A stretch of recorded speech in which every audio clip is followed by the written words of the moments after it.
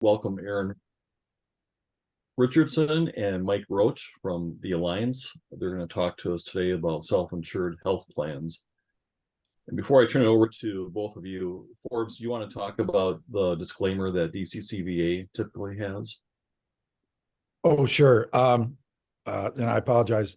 Yes, DCCVA doesn't endorse any vendors or products, but we often know that the experts in the industry have a lot to share and offer that our members can benefit from.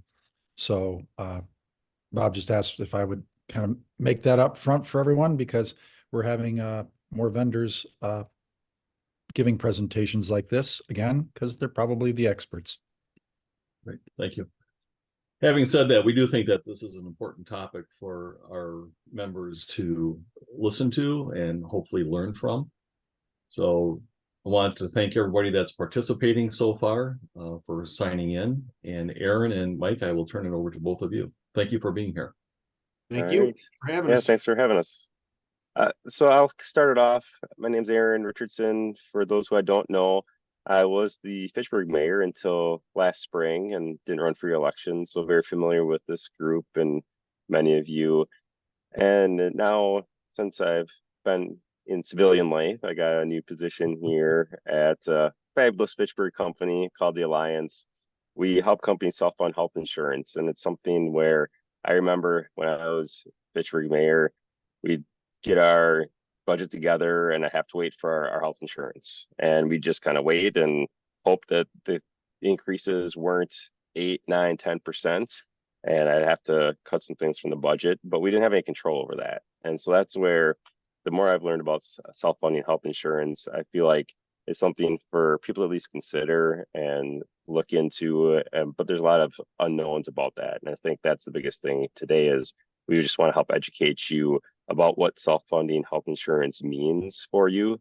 And if you have further questions, we can talk more from there. But to me, I think there's an educational piece that a lot of people need. And that's why Mike and I are here. And so Mike has been at this a little longer than I have. He's the expert, and I'll let him go from here.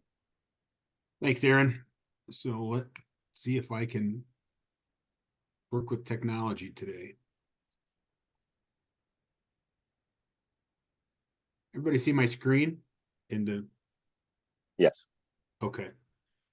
So as Aaron said, my name is Mike Roche. I'm the Director of Business Development here at the Alliance. We're a Fitchburg company, been around about 33 years, and we're here to help employers find a way to save money on their healthcare, which is something everybody's trying to find a way to do, whether you're a municipality or the state of Wisconsin. So you can listen to me drone on for 20 minutes, or if you have any questions while we walk through this, please feel free to ask, and we'll address them then.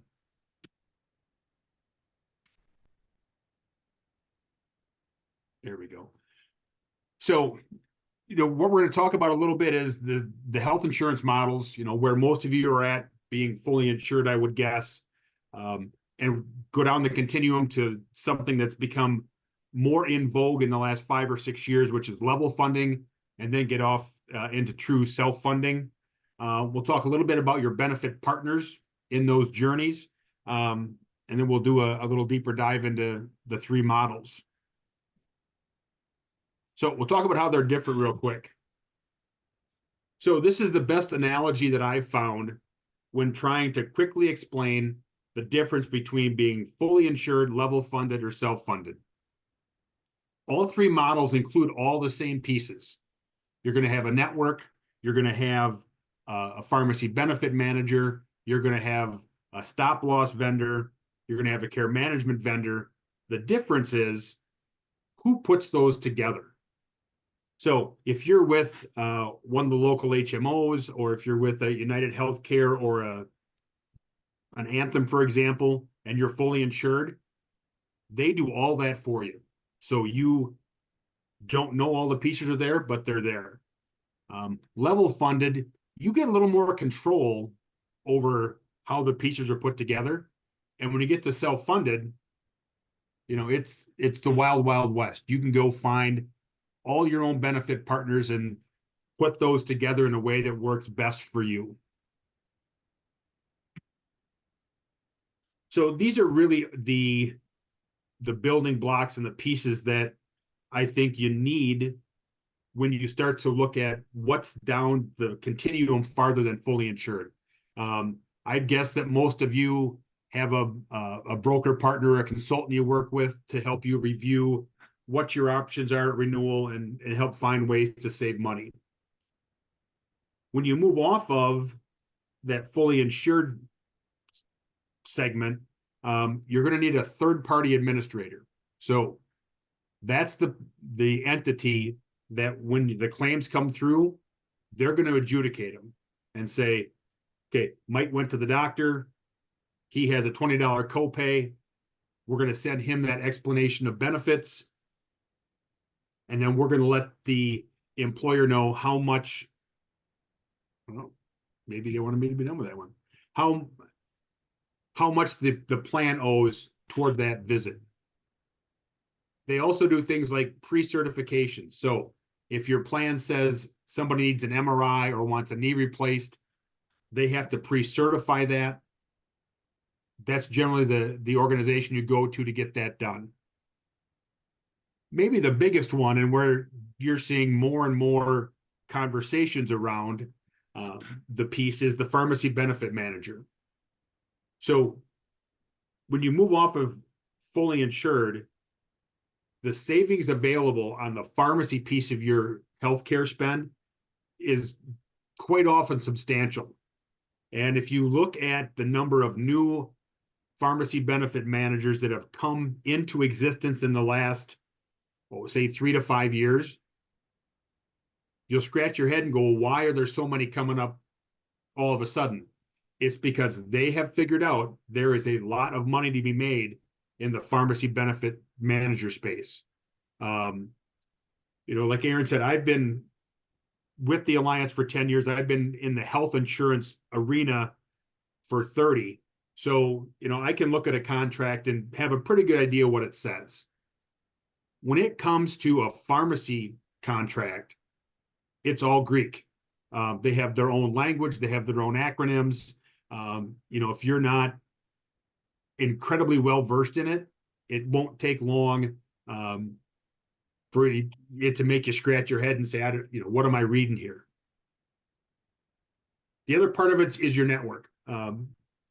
Reason that's important is to find savings. Sometimes you have to change networks. So in Dane County, it used to be you had 3 or 4 HMOs to choose from. Now it's down to a 2 or 3. But oftentimes what happens if I want to go from Quartz to Dean, that's going to be a huge disruption from the care patterns for my staff. So when you look at a provider network, what you want to assess is, what's that disruption going to be? Because if we can find ways to save money by moving to level funded or self-funded with minimal disruption to care patterns, employees are going to be happy as a clam. Your wrap network, that's for travel, essentially, because of the entities that we're talking to today. Unless you have retirees in Arizona, Florida, or somewhere, what a wrap network is going to do is, if you go skiing in Colorado and break a leg and need care, it's there to make sure that's in network, so that you can go to just about any provider you need to see for that emergency care. What it's not there for, unless you make an arrangement for it, is, I'm in Colorado skiing, I think I'm getting a cold, go see a provider. Those are things that generally you want to get back to your home network to do. The last piece here is probably the toughest piece to come by, and it's stop loss coverage. So when you look at how level funded and self-funded plans are put together, the organization picks a deductible for every, and I call them belly buttons, just to differentiate between, employees on a plan and employees and all their dependents. You pick a number. When you're level funded, that number is, generally pretty low, $10,000 per belly button, $15,000, $20,000. So that's the amount that the municipality or the village pays for each person. Anything above that, your stop loss carrier is going to pick up for you. And this is really the key when it comes to being able to level fund or self-fund. Because if you don't have stop loss coverage, you're responsible for every dollar of every claim. You know, if it's a broken finger, if it's I got a cut while I was, you know, cutting the grass, those we can handle. But it's if you have you know, a cancer, a premature baby, a car accident, these are things that entities, regardless of the size, whether you're, you know, your Wanakee or your Milwaukee, they can really, really mess up the plan and the way it runs. And the reason that you get into that level funded and self-funded is to save money on your healthcare costs. Well, those are things that really not many employers can sustain. So finding that good stop loss carrier is essential.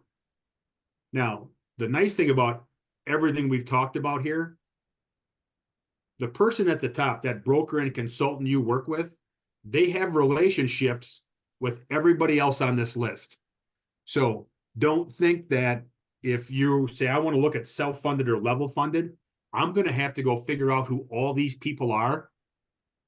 All you have to do is have a good broker consultant, and they'll be able to do all that for you and bring you the puzzle pieces to talk to you about and say, okay, we want to use this vendor for PBMs and this for care management and this stop loss vendor and this wrap network. They'll bring those to you.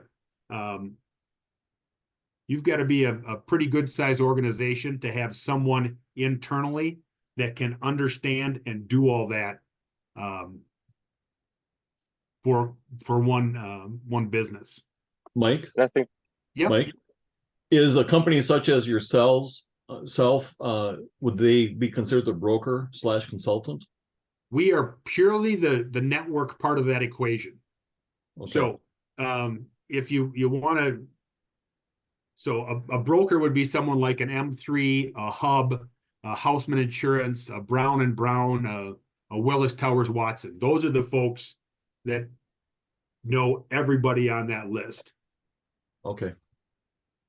Yeah, And I think that's an important piece, Mike, is that, you know, the broker is, you work with a broker right now and you can still work with those same brokers.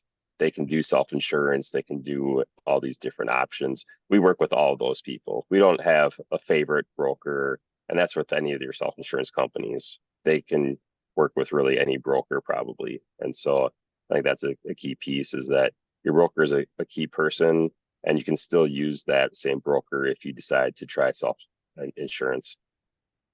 Yeah. Yeah. The nice thing about Greater Dane County is we have, I would say, as good a group of consultants as you're going to find, you know, maybe in the upper Midwest.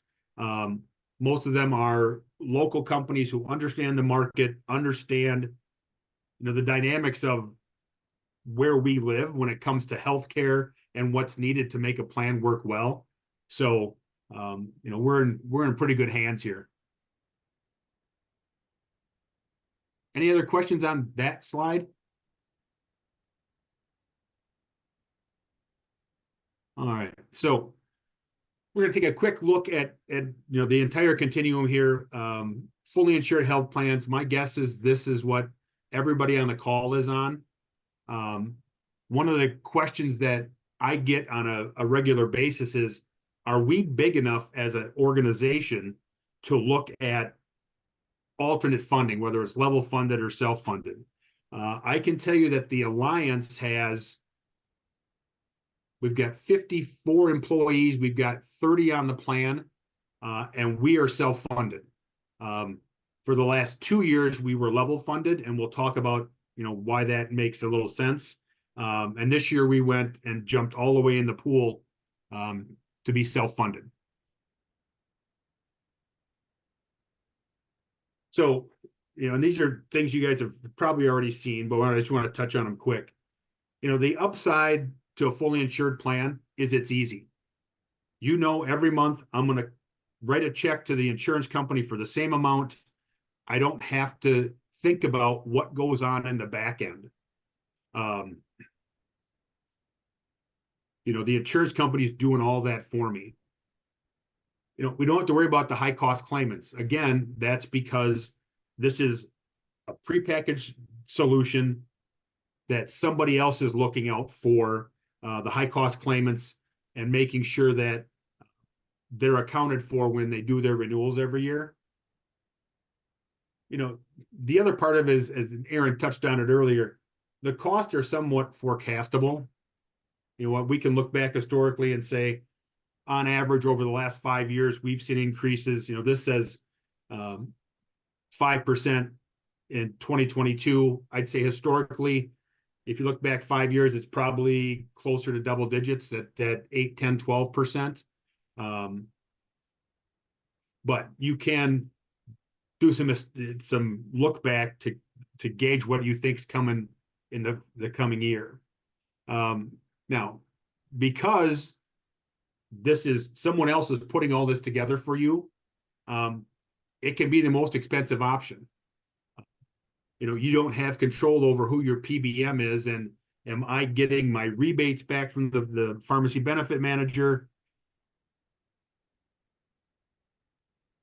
Am I getting credit when I have good years? And we'll look at a slide in a minute that kind of talks to that a bit.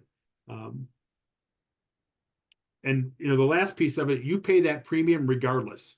So if you have a year where nobody goes to the doctor, you're not getting any of that premium back. And, you know, you may see a no increase from your carrier, but in all likelihood, you're going to see a 2, 3, 4% increase because of the pool that you're in with that local HMO, or even, you know, one of the national carriers. So for those of you who've been with your city or village for a while, tell me if this looks familiar when it comes to the increases you see on your healthcare spend. I call this the Klondike game from not Wheel of Fortune. Price is Right. The Price is Right. You know, it continues to go up. So even in that year where it's a 0, what I would tell you is if your HMO carrier comes to you with a 0% increase, you probably should be getting about a 5 or 6% decrease because you've run really, really well. And the only way to really reset that is to move to a different carrier. And then we have to start to look at what kind of disruption are we looking at from an employer or a provider perspective.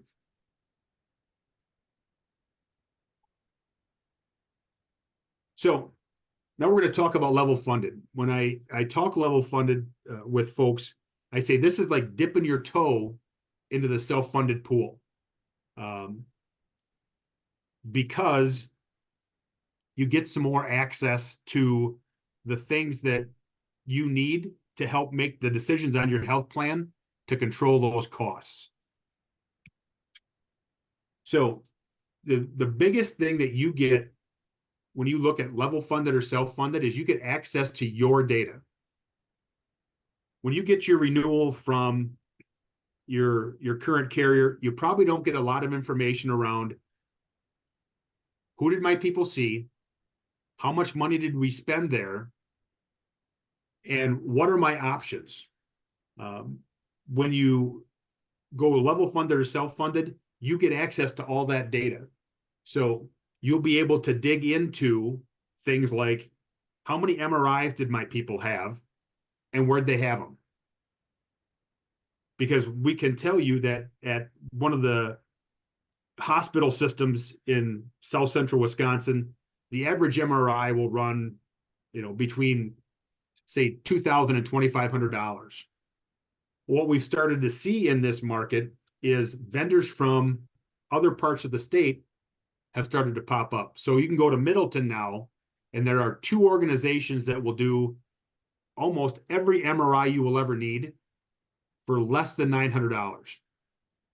Well, if I'm an employee and I have a $2,500 deductible, and I know there's an option that I can get an MRI for $600 rather than spending my whole deductible, I'll go.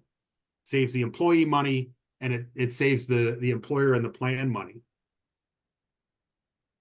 You know, the second bullet there, because you get to pick who's my network, you may get to pick a PBM, you may get to pick who like a care navigation vendor is if you want to use one. You start to be able to see how these all work in conjunction and what's out in the marketplace to put this whole program together. One of the best reasons that folks have started to level fund is if you have a really good year, depending on the partner you choose for your level funding carrier, you get some of or all of that premium back. So in my example earlier of nobody goes to the doctor and fully insured, that's just money that the carrier keeps, you get the opportunity to get some of that back. Now, I'm going to put a caveat on that because it's not like they cut you a check. If you have a good year and can get some of those premiums back, they're going to say, you know, we've got to wait 3 months to make sure all the claims are run out. We've seen everything come in. Here's how much you get back. Now, we can write you a check for that, but then it's taxable income. Or we can apply that to your next couple of months premium so they keep you in the family. The other thing that is a big plus of alternative funding, you know, level funded or self-funded, is you're paying your employees' claims.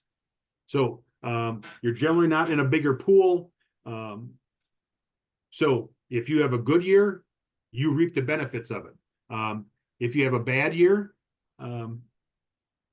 you know, you're going to see the increase. But one of the things that I didn't put on here because it's a whole separate topic is the topic of captives. A captive is a way that smaller employers, and you know, I'd say anybody under 250 lives, that they dip their toe into the pool to help mitigate some of those large claims is through captives. There are 3 or 4 of them that we work with that do a great job of helping small employers bridge that gap. You know, the downside to level funded is you're going to pay a little bit more in premium every month to cover your, you know, what the carrier thinks could be your expected claims. But that's also the part that you get back if you have a good year. You know, there's not as much risk sharing, excuse me, because you're being weighed on your own merits. If you have a bad year, you're going to get a bit of an increase. The other thing is there are some size requirements. When level funded first came out, you know, 8-10 years ago, you had to have 40 or 50 on your plan to look at this option. I've seen carriers out there now that will do it for 5 employees. And again, I think the reason you're seeing that number come down is because more and more employers are looking for another way to help control those healthcare spend. I think last year, probably 15 to 18% of our growth as a company came from level funded programs.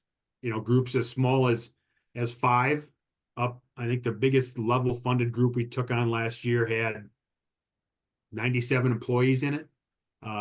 So it's a great way to start to see if this is a good fit for you as you start to think about moving all the way to self-funded. Any questions on that?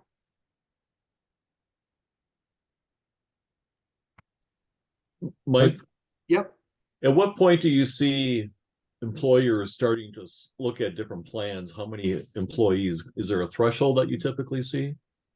Not anymore. You know, when I was a broker, if you didn't have 150 employees on your plan, I wouldn't even talk to you about self-funding. You know, now, like I said, the Alliance, we have less than 40 on our plan. We're self-funded. A lot of what it comes down to is, and this is when you get all the way to self-funding, which we'll talk about in a minute, is the risk tolerance. Because like fully insured, when you're level funded, you write one check every month, same amount all year long. When you get to self-funded, now you are a de facto insurance company and you pay the claims. So January, February, March, all is good. April comes up, softball season starts, 3 guys slide into second base and break an ankle. In that month, now you've got $75,000 worth of claims you have to pay for. So it's, you know, what's your risk tolerance? And are you comfortable with that, the volatility every month in your claim spend? Those are the 2 big things that I see when employers start to look into alternate funding. Okay.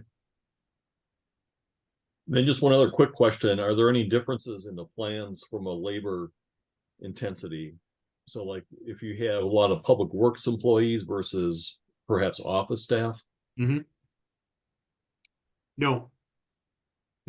From a how the plan operates and how it's rated, it's no different than fully insured. Okay. And again, you know, you're going to have your good broker consultant to help you through it all. Okay, thank you. Yep. All right. Now we'll get into the deep end of the pool. So with a self-funded health plan, and again, I do this all day. So I think this is the biggest area that if you can get to this point, you can really control your healthcare spend. Because if you have a good year and your stop loss vendor is going to tell you when they review your group, we think your claims will be $1 million. If your claims are $200,000, that $800,000 is savings to the organization. And it's because of, you know, your status as the payer for this. You know, we talked earlier about access to data. The data that you get when you get to be self-funded, you can use to help employees find that value, and you can structure your plan really any way you want. So if you want to tell employees, if you go to where the $650 MRI is, it won't cost you a dime. No deductible, no co-insurance. You just go, because we as an organization understand how much money we're going to save by you not going to a system.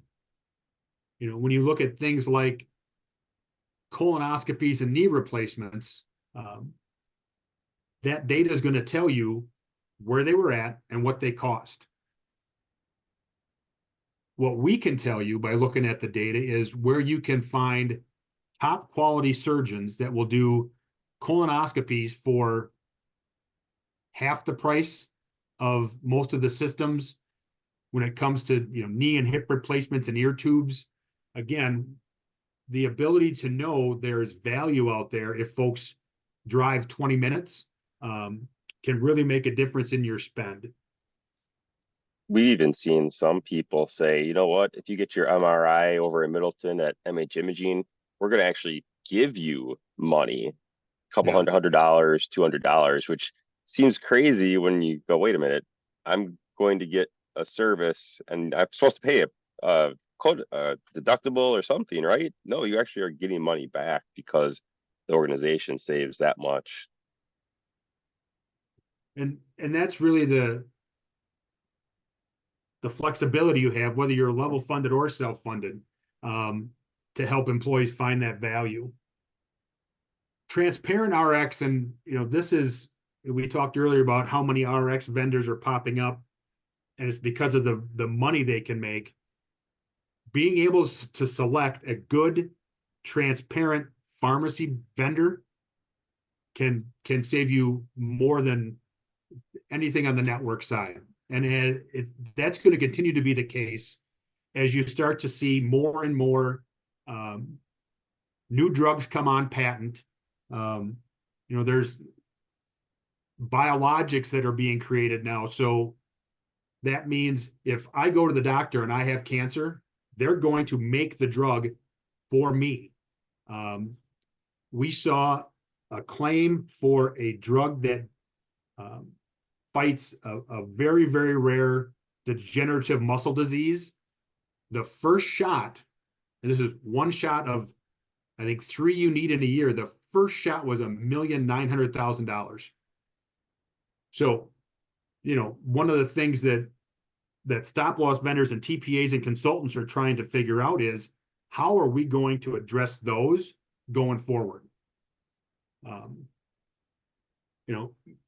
We talked a bit about the network. You're able to, depending on the network you use, say, I want these providers in a top tier where it doesn't cost my folks anything. I want this segment of providers in a next tier, and then everybody else. But it goes back to the data and being able to determine where's the value in those providers. Mike, there's a question in the chat. Are brokers able to aggregate data from their clients to figure out where the cost savings might be?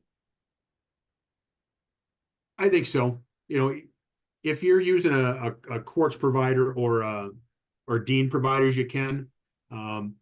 If a broker wants to look at the alliance, again, being around 30 years, we have 30 years worth of claims data. We'll give that to them. Because we have it all, and pick a consultant in town. They've got big blocks of business, but they don't have as much claim data to determine where that value is as we would. So they can do it, but a lot of times they'll lean on a partner, whether it's us or one of the third-party administrators, to get that information. Yeah, I think that's the biggest thing is that the brokers aren't getting that information from someone like Quartz. Not to pick on Quartz, great organization. They don't have that information if you have a regular kind of traditional health plan. But if you're level funded, self-funding, they should be getting that information from those people. I don't know if they would aggregate it from other clients or not, but they can get it for those people who do have it. Yeah. So the other thing you can do is as you identify, and again, this is not, well, Mike has X. You can remove the identifiers and determine of our 100 people, we found 11 who are diabetic or pre-diabetic. So we're going to tailor our plan to make sure that they're getting their test strips, that they're getting their meters, that they're getting their medication, and that they're adherent to it, because a little bit of money paid up front is going to save for the big things down the road. And it's really the big four: diabetes, high blood pressure, cholesterol, and obesity. Those are the four things that drive almost all the healthcare spend anymore. If you look at from a stop loss vendor perspective, they know exactly what most of that stuff costs because they see so much of it, and helps them help you get your plan put in place. So claims volatility we talked about. You have to understand that some months you may not owe much, and some months you may owe quite a bit. Now, that stop loss vendor, they're going to have a piece of that contract that says you as the employer will not pay more than X in a given month. So it goes back to what we talked about earlier, of them understanding where those levels need to be set. So lasers are the other thing. A stop loss vendor will look at your group and say, you know what, we like that risk. It's perfect, except for Mike Roche. He's had 3 major things go on.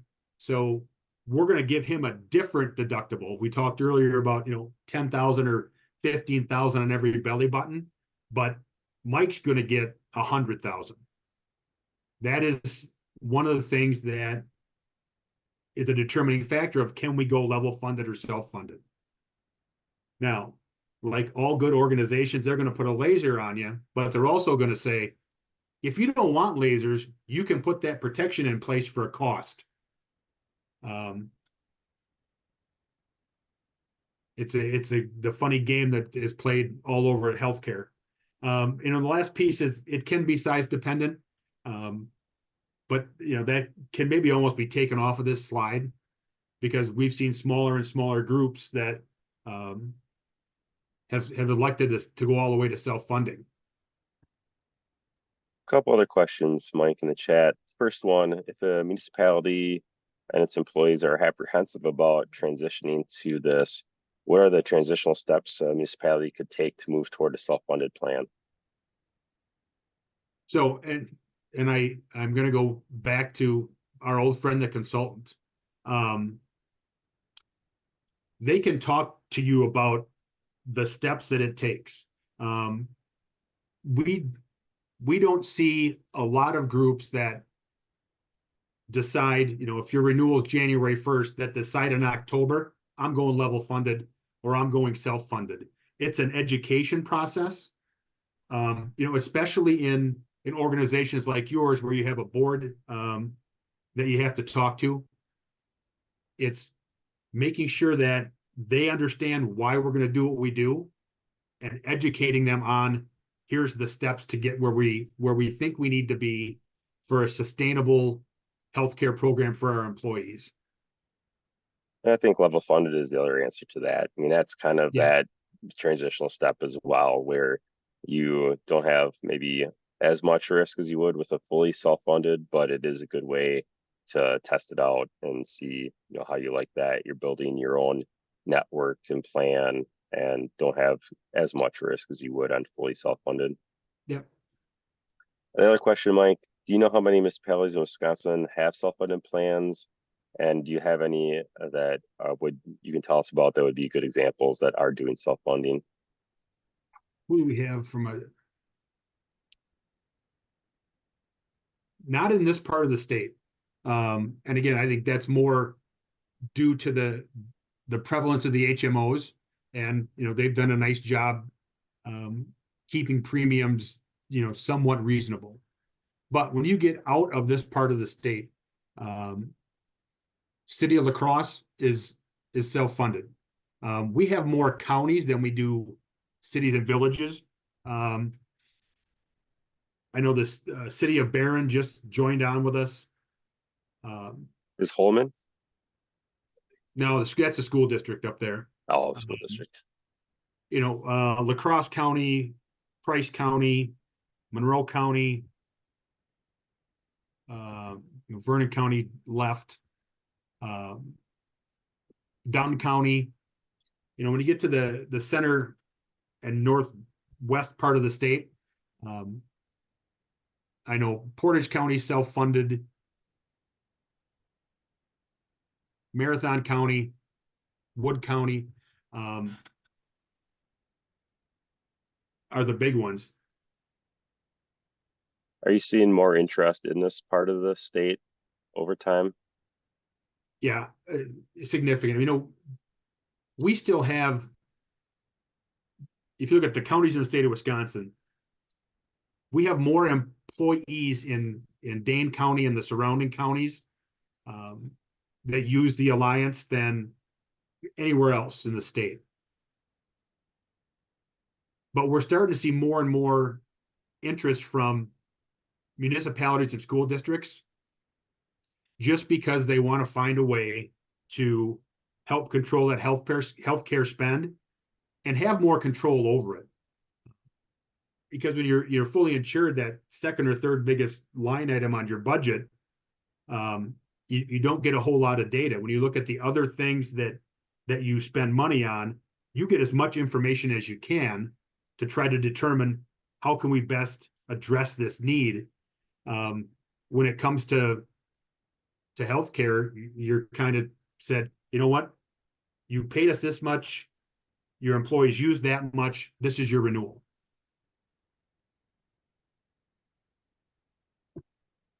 And in this area, we partner with all the major network providers. So GHC, EW, all those. So if you're using those right now, you can keep using those. Yeah. Yeah. So that is the end of what I wanted to say. Any other questions before we wrap up? If you have any questions, feel free to unmute yourself and just ask your question. Yeah. And my email address was in the invite.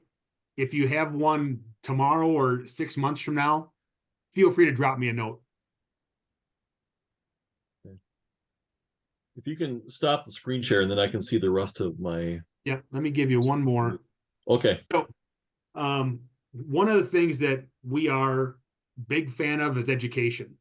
So about every other month, we do webinars on everything from how to choose the right benefit partner to behavioral health and how to address some of the growing needs there. We have our annual spring symposium coming up. These are free to anybody. You do not have to use the Alliance. You can go out to our website and look at all of our past content, or if you decide you want to come to the symposium, you can sign up and attend. It doesn't cost a thing. It's really more about our mission to educate folks on healthcare and how you can find some savings there. And that is that. So we will stop our share. Okay. We're back. Does anybody have any questions?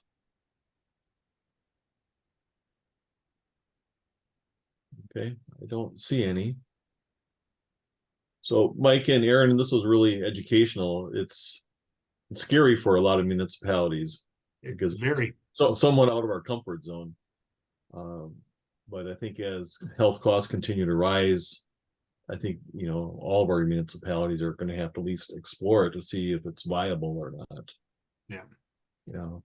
I guess one other question, when you talked about there are a lot of counties that are in the program, do you see many withdrawing after a period of time that it just didn't work for them?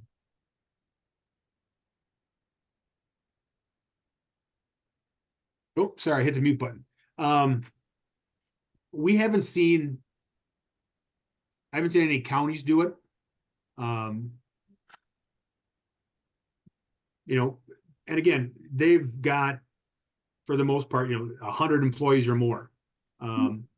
We have seen employers that have gone level funded, tried it for a year or two, and for a myriad of reasons, decided it wasn't for them, and go back to the fully insured model.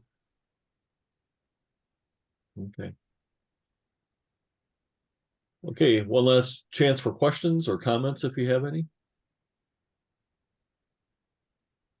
Okay. Well, Mike and Aaron, thank you for being here today. This was terrific. Thank you very much for having us. Yeah. Yep. Have a good day, everyone. Have a good day. Thanks, everyone.